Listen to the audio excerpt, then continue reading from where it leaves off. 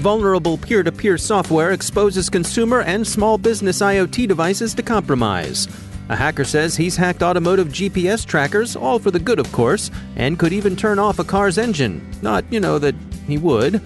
Sri Lanka warns of the possibility of more violence, and journalists wonder if prior restraint of certain speech might be worth considering.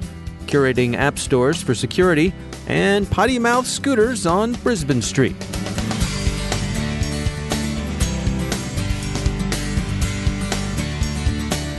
Time for a message from our sponsor, Bandora Cyber. Are you using threat intelligence, or is threat intelligence using you? Threat Intelligence Gateways, or TIGs, are an exciting emerging network security technology that take the heavy lifting out of making threat intelligence actionable, operational, and useful. TIGs aggregate IP and domain indicators of compromise from an unlimited number of sources, such as DHS, information sharing groups like FS, MS, or ONG ISAC, commercial sources like Webroot or Anomaly, or even your own internal IOCs from your SIM or TIP. With the need for multiple sources and views of threat intelligence now more important than ever, and with existing solutions' limited ability to ingest and block third-party IOCs at scale, TIGs make taking action with massive volumes of threat intelligence easy. Get the definitive guide to this next-generation technology, Operationalizing Threat Intelligence, an in-depth guide to threat intelligence gateways at bandoracyber.com/cyberwire. A bonus? It's written by our friends at Bandora Cyber. They're the company that started the TIG category. And it's free. Again, that's bandoracyber.com/cyberwire. And we thank Bandora Cyber for sponsoring our show.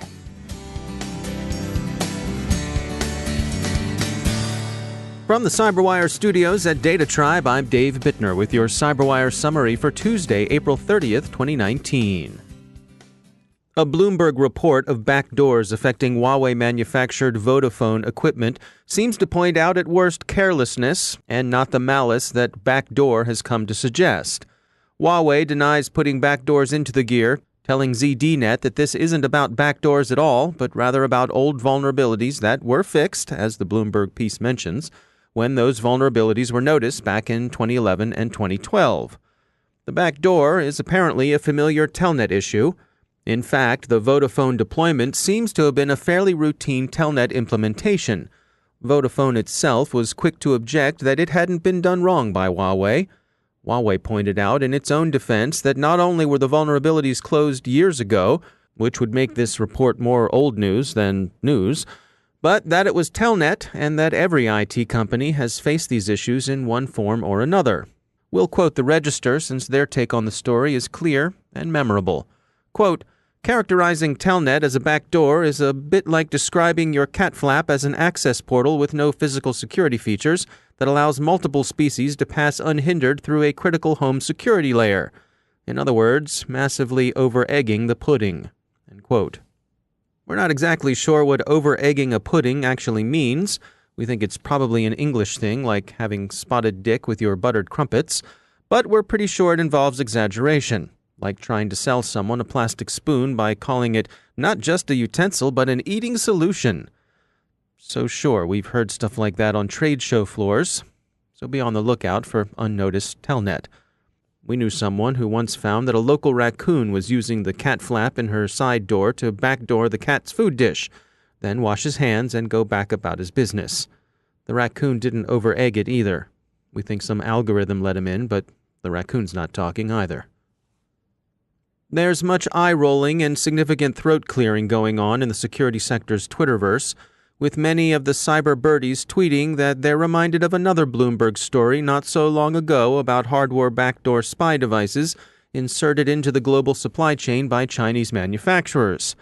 Except that time, no one could seem to find the wee bugs. But Telnet, sure, that's a thing, only it's an old familiar, known thing. So while many remain deeply suspicious of Huawei, this isn't evidence that the manufacturer is serving as cue for the Chinese intelligence and security services. Forget it, Jake. It's Telnet.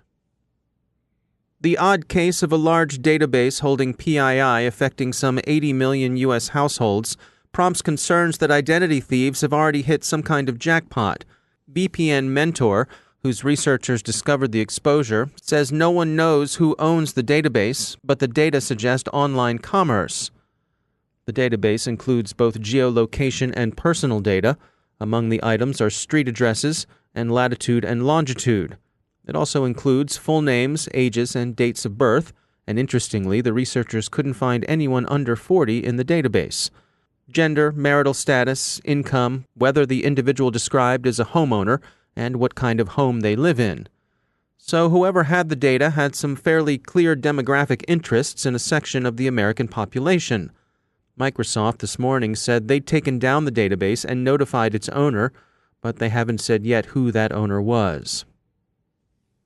Shadow IT is often described as employees of an organization taking on technical tasks on their own in order to circumvent what they perceive as roadblocks or speed bumps set up by the actual IT team in the name of security. Shadow IT isn't necessarily malicious, but it does come from the inside, which ups its potential for serious consequences. Dean Pipes is Chief Innovation Architect at Tetra VX, a provider of digital workspace collaboration tools. Businesses want to be able to move their strategic initiatives forward faster. And more people are coming into, even with a business focus in their education and career, they're also bringing with them a large amount of technical expertise, whether it's through their own consumer electronics, their own study.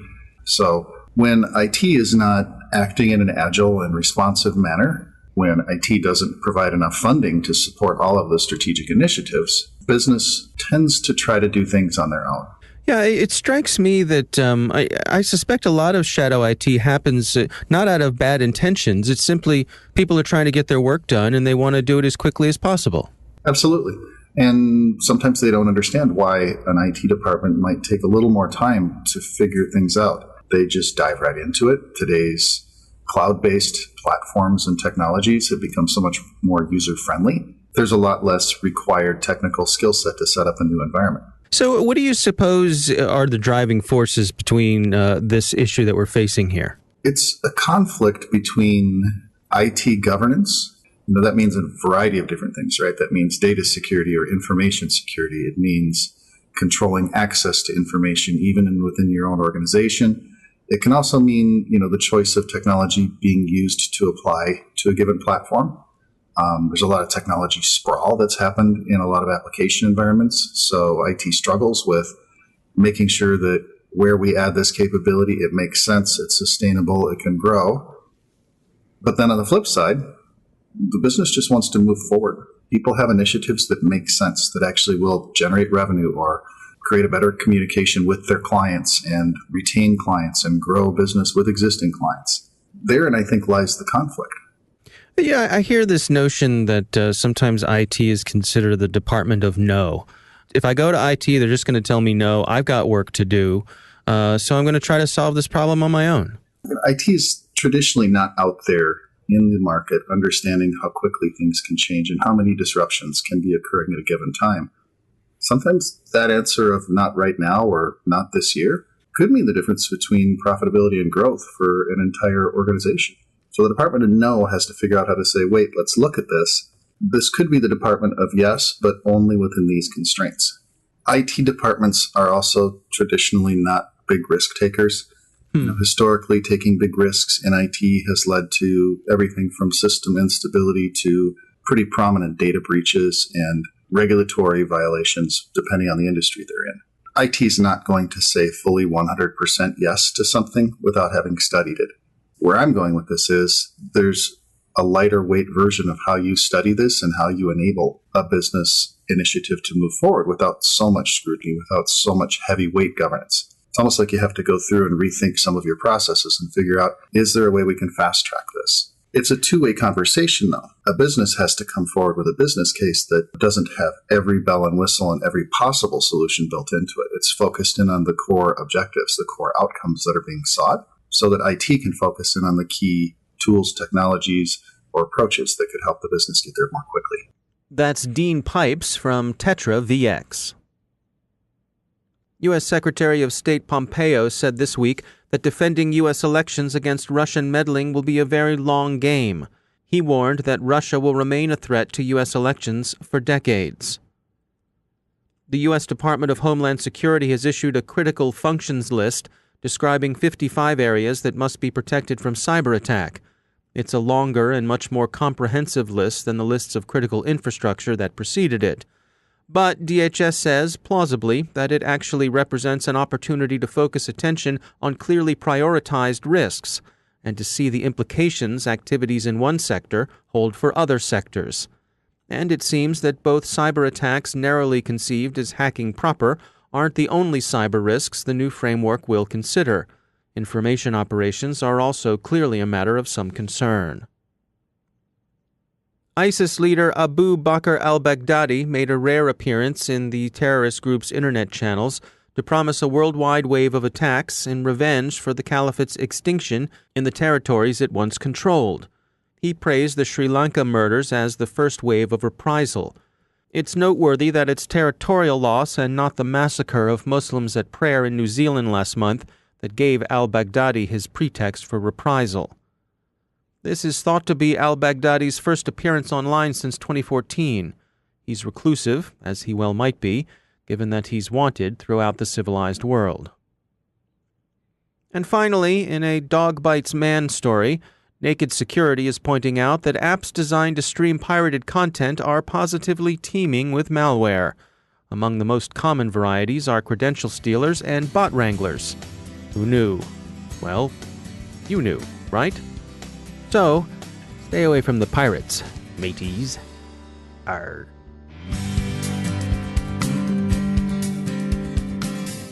Now it's time for a few words from our sponsor, BlackBerry Cylance. They're the people who protect our own endpoints here at the CyberWire, and you might consider seeing what BlackBerry Cylance can do for you. You probably know all about legacy antivirus protection. It's very good as far as it goes, but you know what? The bad guys know all about it too. It will stop the skids, but to keep the savvier hoods hands off your endpoints, BlackBerry Cylance thinks you need something better. Check out the latest version of Cylance Optics. It turns every endpoint into its own security operations center. Cylance Optics deploys algorithms formed by machine learning to offer not only immediate protection, but security that's quick enough to keep up with the threat by watching, learning, and acting on systems behavior and resources. Whether you're worried about advanced malware, commodity hacking, or malicious insiders, Cylance Optics can help. Visit Cylance.com to learn more, and we thank BlackBerry Cylance for sponsoring our show.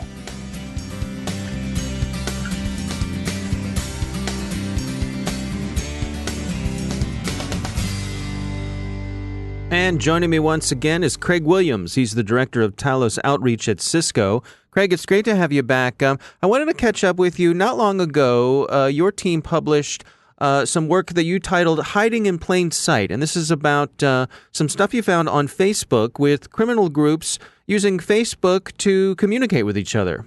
Well, this is really the interesting thing about this specific campaign is that really, you know, Facebook's secret sauce, I think a lot of people would agree, is its ability to bring communities together. Now, normally if that were like, hey, let's go exercise outside or let's go bake muffins, right? People with those similar interests coming together would be a good thing, right? Everybody wants better muffins and more dog parks and Frisbee games, right? Now, the bad thing happens when we have these groups called like spam professionals or learn to hack, right? We've got a list of the 74 different groups that we tracked during our investigation in the Post. And unfortunately, when someone joins one of these groups, that same core algorithm that would recommend, like, say, other baking groups recommends other groups involved in criminal activity. Of course it does. Right. And so, you know, it led from people going from like a hacking forum, then it would suggest a carding forum where people can buy and sell stolen credit cards or stolen accounts or even fake IDs. We even saw people seemingly conspiring to exchange money, presumably from some sort of criminal enterprise from one country to the other. Those were really fascinating, especially around the fees involved. You know, people would talk about 30, 40%. And we even had a screenshot, I believe, in the blog of someone offering to do up to $1 million of, I guess, effectively money laundering. Now, when I think of these sorts of groups, I immediately go to the dark web. And so I think it sort of raises eyebrows that this was out in the open, so front and center. I mean, were these private groups? Was this something that anybody could find with a search on Facebook? Yeah, so that's a great question. Unfortunately, this appears to be a movement away from the dark web. And when you think about it, if you're a bad guy trying to sell your hacking tools to unsophisticated users, are they going to be able to find those tools on the dark web? Right? I think chances are no, right? They're not going to know what the dark web is. They're not going to know how to get there. But what everyone can really do is use Facebook, right? It's very intuitive. Anyone can pick it up and use it. People seem to like the interface. And so when they realize that, hey, this is the number one social media tool in the world potentially, and it's got billions and billions of users, well, that gives them a lot of room to hide in plain sight. The reality is, even if 0.1% of the users on Facebook are, up to criminal activities, that's still going to be a much higher number than we're comfortable with, just simply due to the size of the site. And it's going to make it that much harder for them to be discovered. And I want to be clear here, this isn't just a Facebook problem. We see this on every major social media site, right? Think back historically, we've seen people doing things like running botnets out of social media sites, using them for C2. And so what it really comes down to is if something's free on the internet, bad guys are going to find a way to abuse it. And the reason they're moving to Facebook to, facilitate these criminal enterprises is due to the way that the algorithm works, that it brings people together, that it will bring them people who want to buy their hacking tools, that will bring them the people who want to buy those credit card numbers and those account numbers. Now, what about Facebook's responsibility for oversight here? If I spin up a new group, is there no one looking for what's going on in there? I mean, it seems to me like some things Facebook wouldn't allow me to spin up a group full of porn or something like that. So there are some filters in place. Right, and I think every major social media site runs into this problem. And what it really comes down to, and if you look at like say Reddit, Twitter, Facebook, all of them have a reporting functionality. Now, I think the problem is a lot of people aren't reporting these type of groups. They see them and they just kind of keep walking the other way, right? It really comes down to if you see something, say something. Click on that report button. Let Facebook know that these groups are up to criminal activity so that they can be taken down. And one of the things I was discussing with some of my teammates was like, imagine if you were a kid in this day and age, right? The way I got into this business was basically wanting to hack at video games, right? Mm-hmm. And so, you can imagine the line between a video game hacking forum and a criminal hacking forum is a very thin one. And it's one that Facebook's algorithms could easily confuse.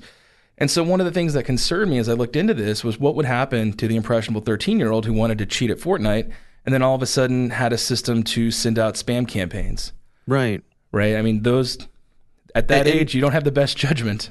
You're right. And that Facebook, through its algorithms, is sort of laying out this yellow brick road in front of that kid to say, hey, we see you're interested in Fortnite hacks. Have you considered going into credit card thievery? Right, and so that's why it was so important to us that we take action, that we reached out to Facebook's security team to make sure that these groups were taken down so quickly. And they were very responsive. They worked with us. So overall, it was a very successful operation. I think this is just something that people need to be aware of. I think if we ask the majority of people who use Facebook, do you think there are criminal users? Most of them would say no. But unfortunately, that's not the world we live in. Social media sites are going to be abused just like any other free service on the internet. And so you need to talk to your kids. You need to talk to your family and make sure that they realize, online crime is a real crime. It can have a detrimental impact to your career. It can have an impact to your education. And so you need to be careful online. You need to be aware of your surroundings and what you're doing. Well, the report is titled Hiding in Plain Sight. It's on the Cisco Talos blog. Craig Williams, thanks for joining us. And that's the CyberWire. Thanks to all of our sponsors for making the CyberWire possible, especially our supporting sponsor, Observit, the leading insider threat management platform. Learn more at observit.com. The CyberWire podcast is proudly produced in Maryland out of the startup studios of Data Tribe, where they're co-building the next generation of cybersecurity teams and technology. Our CyberWire editor is John Petrick, social media editor Jennifer Iben, technical editor Chris Russell. Our staff writer is Tim Nodar, executive editor Peter Kilpie, and I'm Dave Bittner. Thanks for listening.